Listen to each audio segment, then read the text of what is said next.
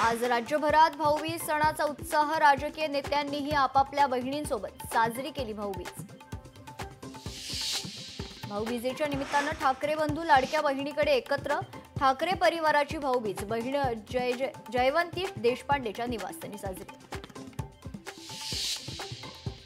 मंत्री प्रताप सरनाईकांनी घेतली शरद पवारांची भेट, एमसीए संदर्भातही चर्चा झाल्याची सूत्रांची माहिती। एमसीएच्या निवडणुकीत अध्यक्षपदासाठी सरनाईक यांचे पुत्र विहंग याचंही नाव।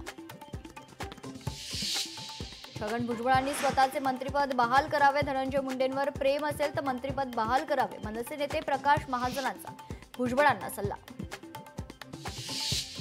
मुंबईच्या जोगेश्वरीच्या जेएमएस बिझनेस सेंटरमधील आग नियंत्रणात, कूलिंगचं काम सुरू। आगीतून 24 जणांचं रेस्क्यू, घटनेत जवळपास 7 जण जखमी। अक्सा गावातील धार्मिक स्थळी गावकऱ्यांच्या भावना दुखावण्याचा प्रयत्न, परिसरात पोलिसांचा तगडा बंदोबस्त, घटनेचा अधिक तपास जारी। गुंड निलेश घायवळला मोठा दणका, निलेशचा पासपोर्ट अखेर रद्द, पासपोर्ट प्रदेश कार्यालयातून ऑर्डर जारी।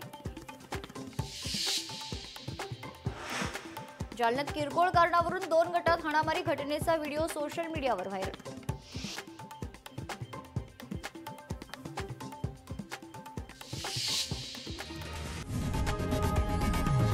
लोकशाही मराठी ऐका, पहा, जागरूक रहा।